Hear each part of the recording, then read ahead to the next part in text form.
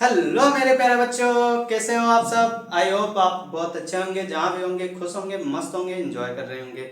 मेरे प्यारे बच्चों, कल का आपने लेक्चर पढ़ लिया होगा, नहीं पढ़ा होगा तो चैनल पर जाके कल का लेक्चर पढ़ लें। और मेरे प्यारे बच्चों, जैसे हमने प्रकाश का परावर्तन पढ़ लेते हैं तो उसमें हमने कई टॉपिक पढ़ चुके हैं।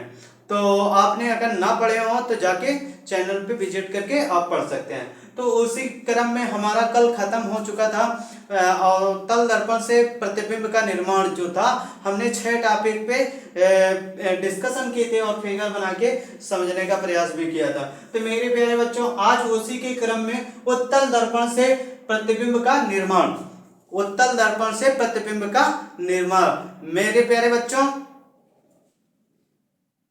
पसीने की स्याही से, पसीने की स्याही से जो मुकद्दर लिखते हैं, जो मुकद्दर लिखते हैं, उनके मुकद्दर।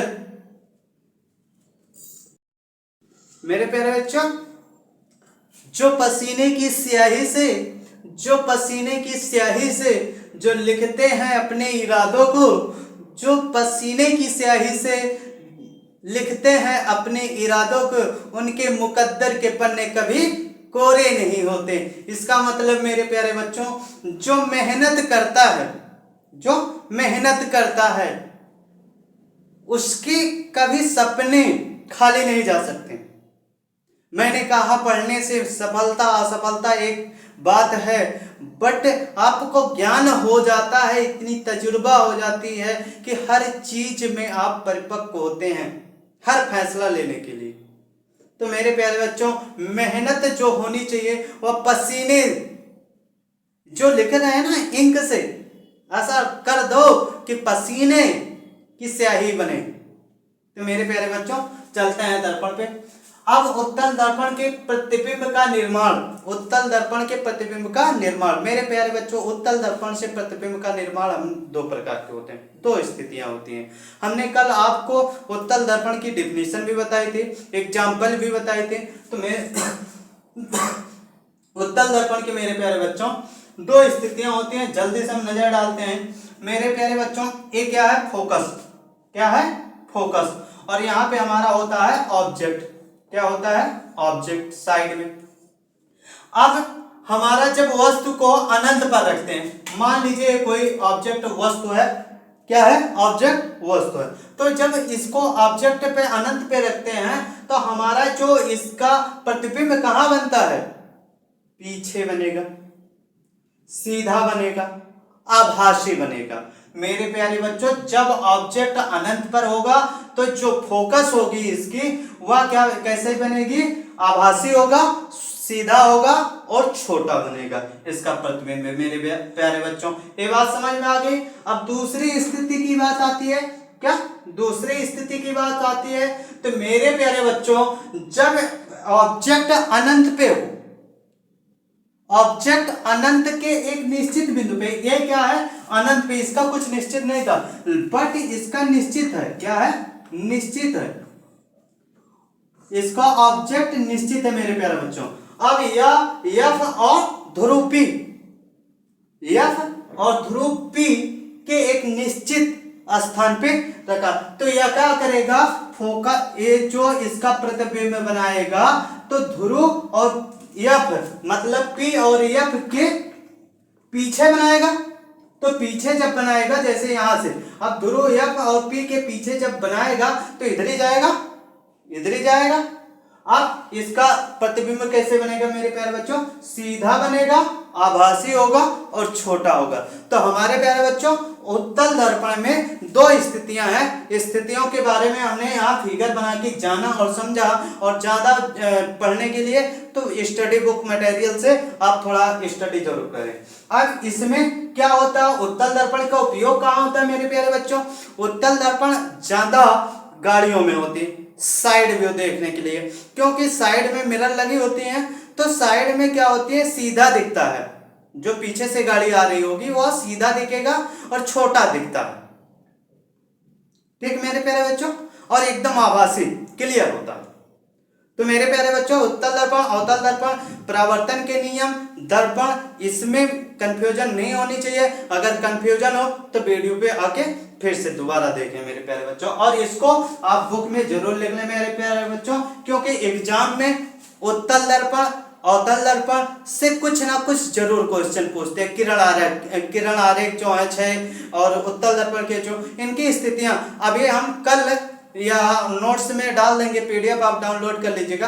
अभी सारे जितने छोटे छोटे एक एक नंबर के क्वेश्चन हम पीडीएफ में बना के डिस्क्रिप्शन में डाल देंगे, आप सब डाउनलोड कर लीजिएगा। अब मेरे प्यारे बच्चों ये सब खत्म हुआ। अब आता अगला चैप्टर हमारा प्रकाश का अपवर्तन। क्या आता है? प्रकाश का अपवर्तन। मेरे प्यारे बच्चों प्रकाश का परावर्तन पढ़ चुके, अपवर्तन के विषय में आते हैं। किसके? अपवर्तन के विषय में।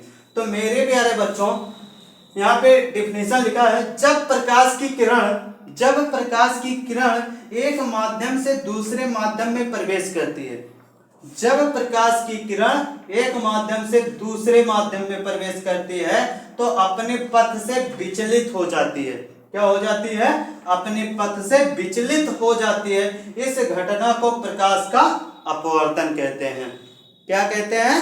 अपवर्तन कहते हैं। मेरे प्यारे बच्चों जैसे प्रकाश का परावर्तन में हमने सूर्य के प्रकाश की किरणों के बारे में परावर्तन देखी थी, उसी प्रकार मेरे प्यारे बच्चों एक कांच का गिलास लेते हैं। क्या लेते हैं? कांच का गिलास लेते हैं, उसमें थोड़ी से क्या करते हैं? पानी भर ले। अब पानी भरते हैं मेरे प्यारे बच्चों, उसमें सूर्य के प्रकाश को जब आप किरणें अरेखित आपतित करवाती हैं तो उसमें क्या होते हैं? आपको अपवर्तन जरूर देखने को मिलेगा। तो मेरे प्यारे बच्चों बुक से ज्यादा थोड़ी पढ़ने का प्रयास करें, क्योंकि अभी हमें भी थोड़ी सी दिक्कत हो रही है समझाने में भी, और इस पे लिखने में भी, फिगर बना के समझाने में हमें भी दिक्कत हो रही है। तो इसके लिए मेरे प्यारे बच्चों थोड़ा आप सब मेहनत जरूर कीजिए कि बुक्स का सहारा जरूर लीजिए। और वैसे जो मेन इंपॉर्टेंट है हम यहाँ पे लिख के, समझा के, पढ़ा के बताते हैं। वैसे मेरे प्यारे बच्चों हमने प्रकाश का अपवर्तन के विषय में। अब मेरे प्यारे बच्चों प्रकाश के अपवर्तन का नियम, प्रकाश के अपवर्तन का नियम। तो मेरे बच्चों इसे में होता है क्या? एक हमारा स्नेल का नियम पढ़ते हैं। क्या पढ़ते हैं? स्नेल का नियम। तो मेरे प्यारे बच्चों ये देखिए, एक हमने क्या खींचा? अविलंब खींचा, एक वर्टिकल लाइन खींची। हमारे कितने खाने हो गए?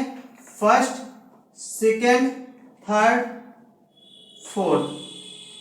तो मेरे प्यारे बच्चों फोर्थ हो गए। तो इसमें क्या हुआ?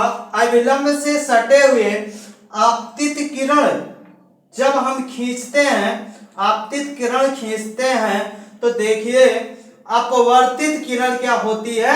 अविलंब के पास गिरती हैं। जब कहने का मतलब जब कोई पारदर्शी माध्यम में विरल माध्यम से सघन माध्यम में प्रवेश करने का प्रयास करती हैं, जब कोई माध्यम विरल माध्यम से सघन माध्यम में प्रवेश करती हैं तो क्या करती हैं? अविलंब के तरफ, अविलंब की तरफ अपवर्तित किरणें क्या होती हैं? झुकती हैं। ठीक है, मुड़ जाती हैं कहने का मतलब। अब दूसरे स्टेप में मेरे प्यारे बच्चों सघन माध्यम से विरल माध्यम, सघन माध्यम से विरल माध्यम में जब प्रकाश की अपवर्तित किरण करते हैं तो क्या होती हैं? क्या अविलंब से दूर हट जाती हैं। जब सघन माध्यम से विरल माध्यम में प्रवेश कराते हैं तो वह क्या करती हैं? अविलंब से दूर हट जाती हैं। मेरे प्यारे बच्चों फिगर में देखिए, समझिए इसको। अब स्नेल के नियम में क्या होता है?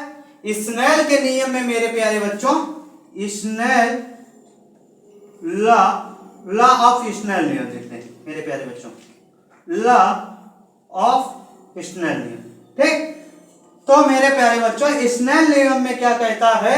ये आपतित किरण, अपवर्तित किरण, आपतन बिंदु के ये जो अविलंब है, अविलंब तीनों क्या होंगे? एक ही तल में होंगे। क्या होंगे? एक ही तल में होंगे। और दूसरा क्या कहता है स्नेल नियम में? आपतन कोण की जा, आपतन कोण की जा और अपवर्तन कोण की जा।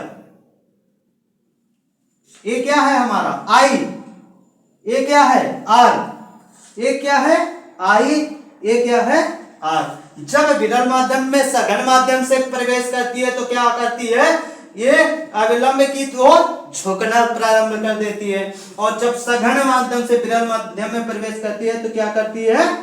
दूर हटती है, अविलंब से दूर हटती है। तो मेरे प्यारे बच्चों, स्नेल के नियम में क्या कहता है? आपतित किरण, अपवर्तित किरण, आपतन बिंदु के अविलंब तीनों एक ही तल में होते हैं। तो ये चीज हमें क्लियर हो गई। ये तो भाई एक ही लाइन हो गई।